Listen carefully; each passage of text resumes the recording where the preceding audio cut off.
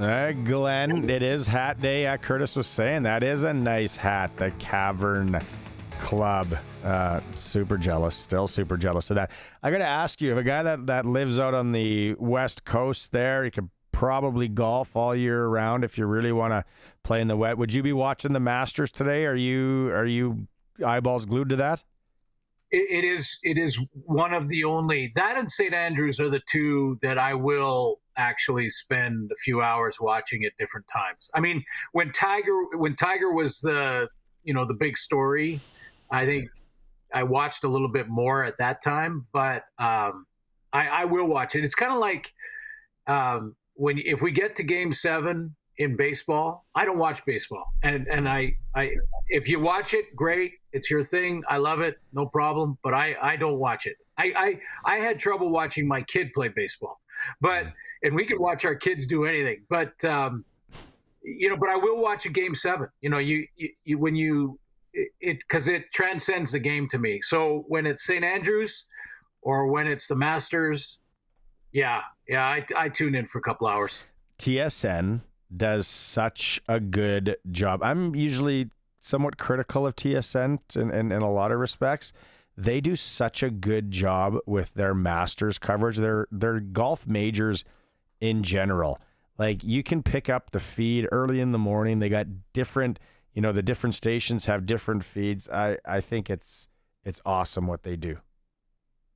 Yeah, well, at times there's a long line of guys that have some issue with how we cover things, but I'm proud of our coverage. I think they do a great job, and it's taking a lot of different world feeds and things like that. I'm not even completely informed on all of the stuff that goes on behind the scenes to get to air.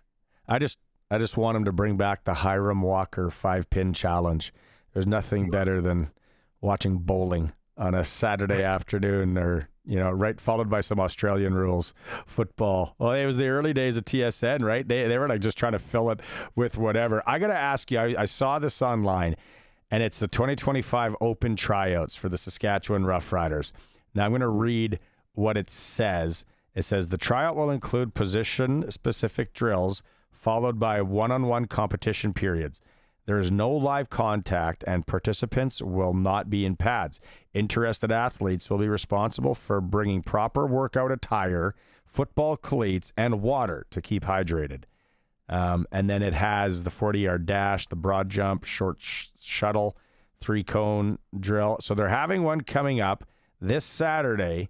If you're in the area of LD Bell High School in Hurst, Texas, outside of Dallas, and they got one in Houston on Sunday, and Atlanta May 4th.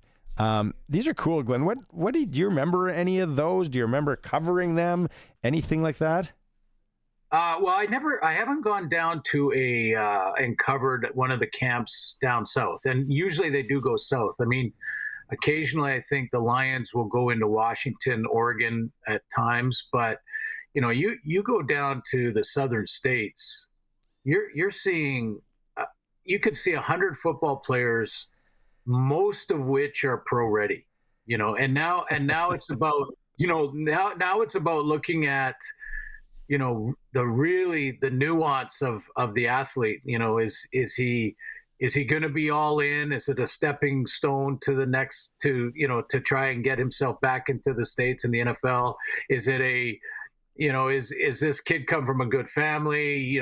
There's so many good athletes down there. So I haven't covered one, Barney, but I watch them closely from a distance. I know there's been some great stories. Darrell Walker was Rookie of the Year in Edmonton, coming out of one of these just sort of walk-on tryout camps. Sam McGuavin was another one, I believe, that was a great story. Ended up playing for Saskatchewan and then went down and is back in the NFL, I believe with Miami, or at least he was.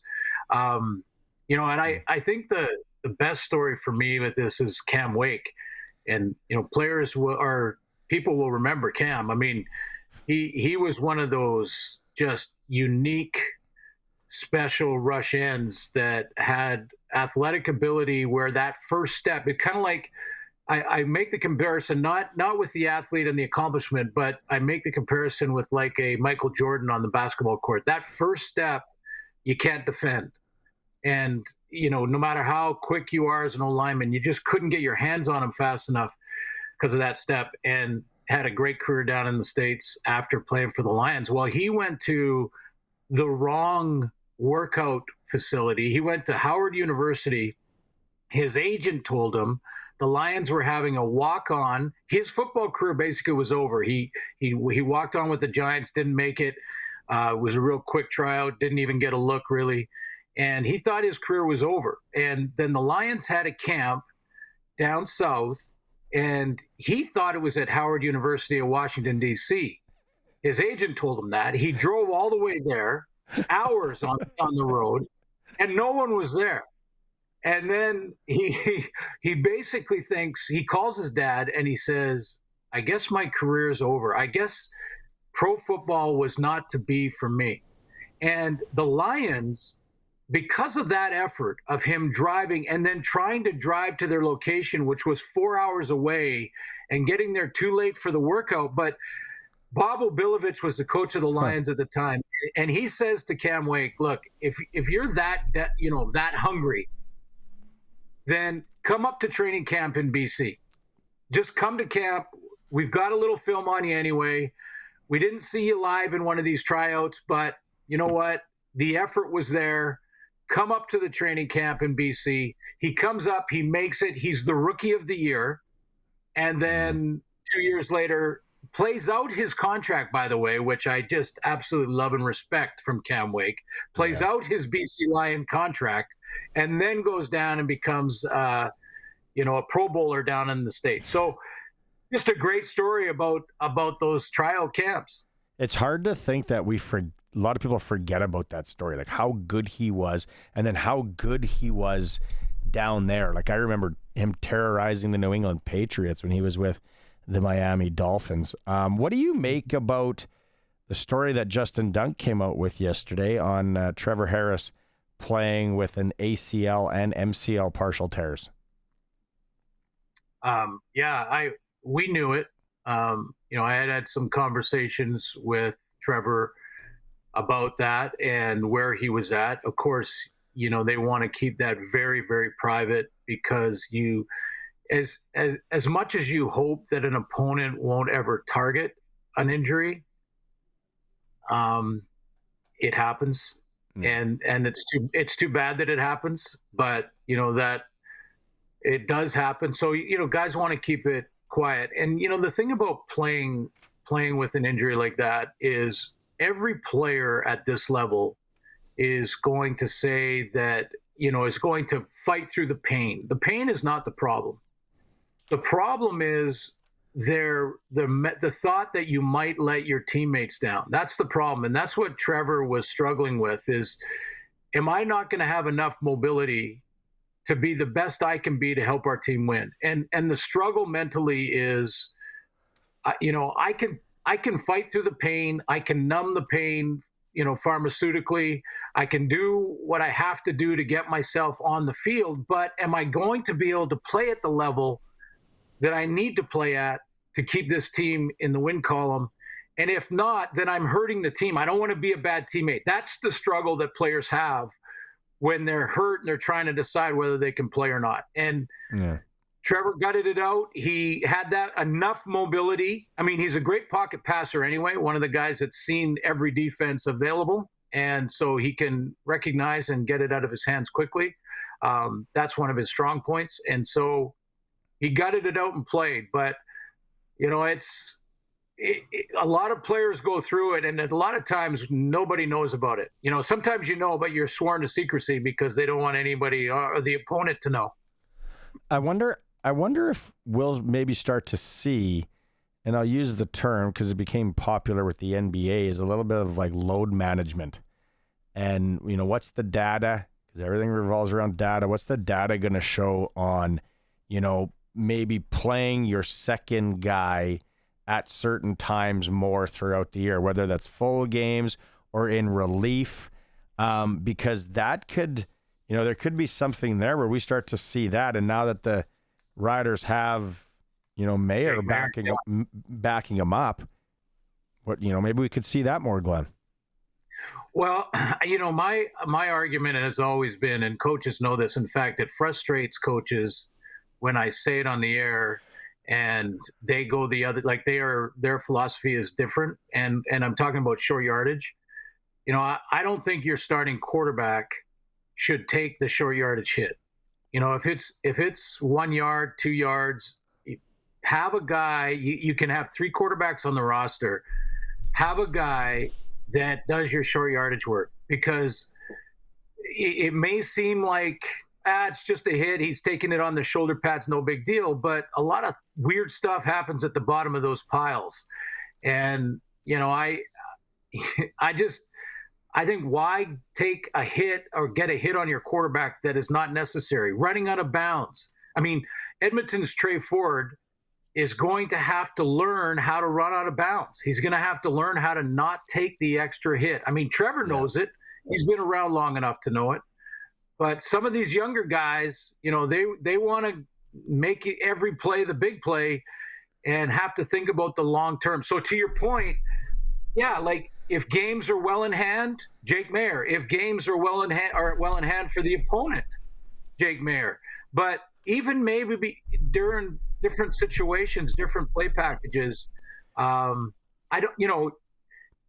There's a rhythm argument to this too, Barney, where quarterbacks will say, "I need to be out there consistently to get my team in a rhythm." So you'd have to balance that. Yeah. The rhythm has changed. You're sitting. it's what we're doing. Yeah, it'll be interesting to see. Kay, what are they doing right? Not that we're okay here. I'm curious now. Definitely curious about the Riders. $7 million profit.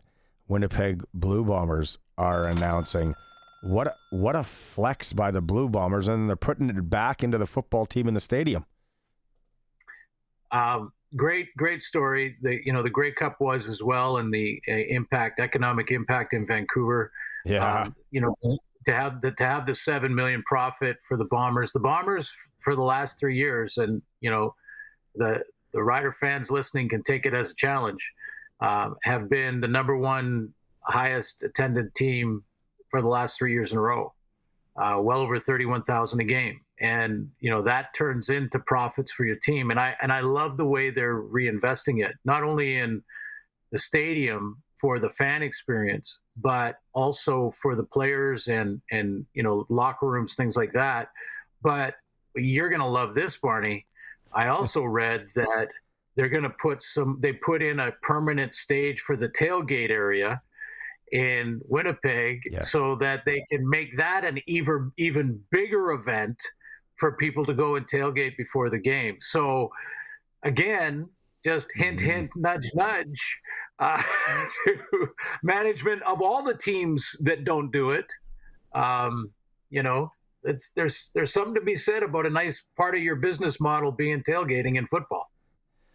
I gotta really get to the bottom of that and why it's I don't know, but huge profit in Vancouver. And then you were there. I wanted to be there at that Grey Cup. I think they did so many, from what it sounds like and from talking to you, they did so many things right at this time around. That's probably the group of people and the people in the bid committee and pulling the rope all in the same direction, but it's also probably learning from the other ones. Yeah, and where it comes from, when I've had conversations with the owner here, Amar Doman, I right away get the sense that he is building the game. He wants to build and support the game of football at all levels, and he believes that. And I'm reading into a lot of our conversations, but he believes that if you take care of the game and you take care of the fan experience, then the business will take care of itself. And that's what we're seeing. The one thing that stood out in this Grey Cup more than any in Vancouver this year to me was the kid engagement. How many kids and what they set up for the kids. And I know that's been building over time, and you steal ideas from the previous ones, as you mentioned.